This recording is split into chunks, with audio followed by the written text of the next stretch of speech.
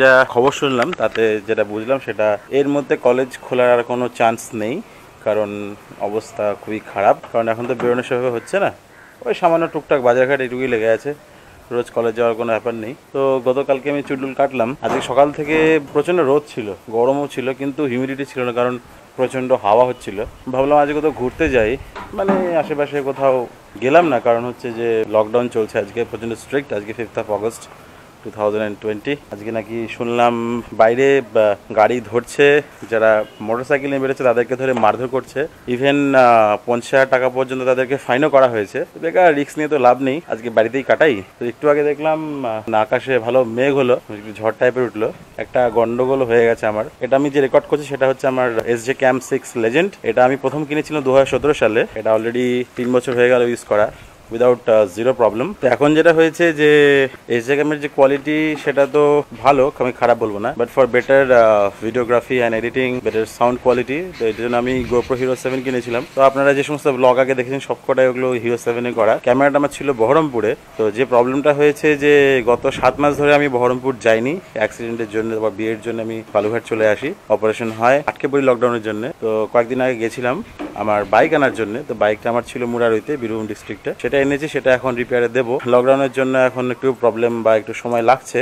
In this mean time আমার ক্যামেরাটা গেছে খারাপ হয়ে। ব্যাটারির ভেতরে যে ব্যাটারির যে প্লাগ পয়েন্ট যেটা থাকে ক্যামেরার সাথে অ্যাটাচ, যেখান থেকে পাওয়ারটা সাপ্লাই হয়, হয়তো সেখানে হার্ডওয়্যারটা রিলেটেড কিছু একটা প্রবলেম হয়েছে, এই জন্য ব্যাটারি থেকে ক্যামেরাতে পাওয়ার সাপ্লাই হচ্ছে না GoPro সাইডে গিয়ে। তো তারা বলে যে মাইক্রো SD কার্ডের মধ্যে সফটওয়্যার, মানে আপডেটেড ভার্সন অফ ফার্মওয়্যার, সেটা এক্সট্রাক্ট করে সেটা আমাকে ক্যামেরায় ঢুকিয়ে সেটা আমাকে আপডেট করতে হবে। কিন্তু পরে যখন আমি কম্পিউটার যে অ্যাপ্লিকেশন যেটা মানে যেটা আছে সেখানে আমি সেটা ইনস্টল করে দেখি যে আমার ক্যামেরা সম্পূর্ণ ভালো। তো ওদের যেহেতু এটা সুবিধা আছে যে চ্যাট করার, তো চ্যাটিংয়ের প্রবলেমটা হচ্ছে একটাই, যে আমাদের ইন্ডিয়ান টাইমের সাথে ওদের কোনো টাইমের মিল নেই, কারণ GoPro-র কোনো সার্ভিস সেন্টার ইন্ডিয়াতে নেই।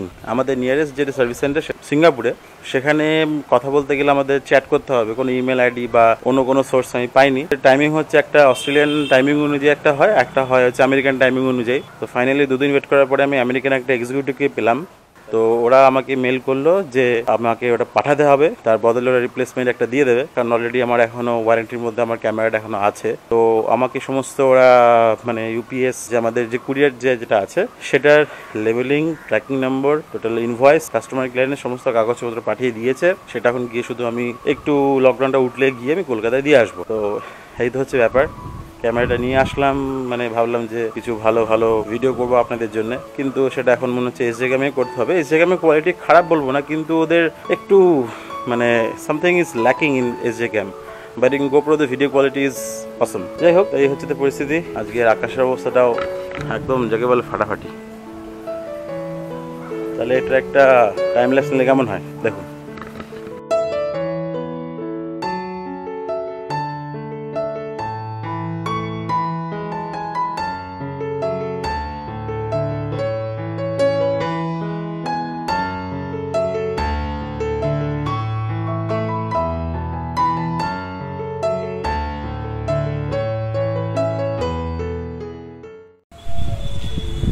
আজকের আকাশটা অসাধারণ, তাই না বলো? হ্যাঁ,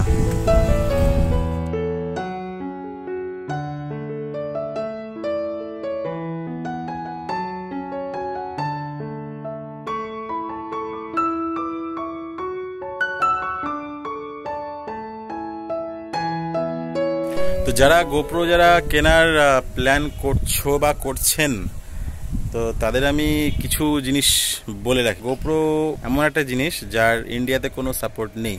দের is no sales, after sales support, no service, nothing else. যারা কিনছো বা কিনবেন তাদের এটা মাথা নিয়ে চলতে হবে যে GoPro মাঝে মাঝে হ্যাং করবে, হার্ডওয়্যার টাইপের কিছু একটা প্রবলেম হলে হতে পারে। এটা মাথায় নিয়ে চলা উচিত যে না, something can happen with my camera.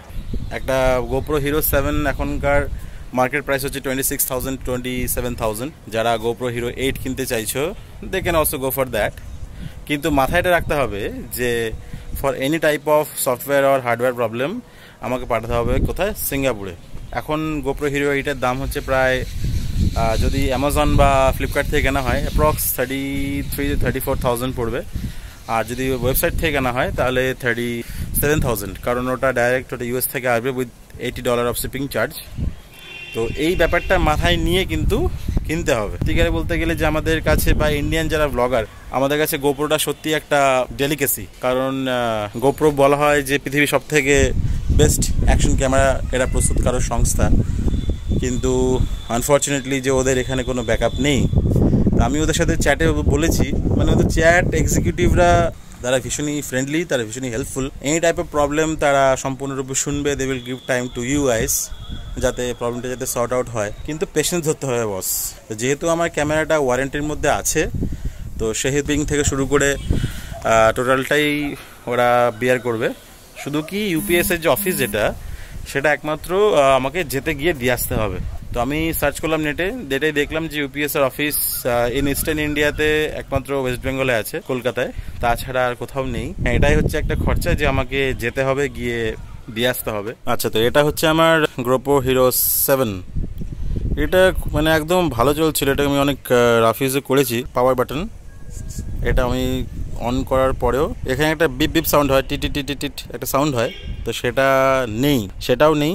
তো আমার কাছে দুখানা আমার পেয়ার, আমার কাছে ব্যাটারিও প্যাকেজের মধ্যে ছিল, তো সেই দুটো ব্যাটারি ইনসার্ট করার পরেও কোনো ওরা কাজ করছে না। দেখুন ভেতরে একটা এই যে স্যামসাং এর একটা কার্ড ঢোকানো আছে, তো সেটা আমি বের করে আমি সফটওয়্যার আপডেটও করি, কিন্তু সেই প্রবলেমটা সর্ট আউট তো হয়নি।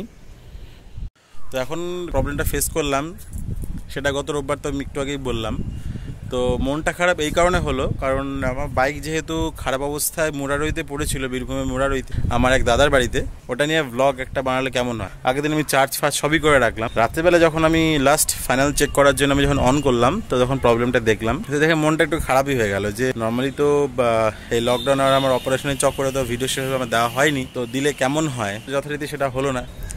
গোপ্রোটা ঠিক হয়ে আসার পরে সেটা আমি একটা আলাদা ভিডিও করব, একটা সেপারেট ভিডিও দেবো যে আমার বাইকে কী কী ক্ষতি হয়েছে, কী কী চেঞ্জ করতে হবে এটসেট্রা। তো সেটা আগে পাঠাবো, আসুক, তারপর একটা ভিডিও আপনাদের জন্য থাকবে। এবং আমি ইন্স্যুরেন্সে যে ক্লেম করে আমি কত টাকা আমাকে পে করতে হয়েছে আর কি চেঞ্জেস হয়েছে তার ডিটেল আমি একটা ভিডিও বানাবো আপনাদের জন্য।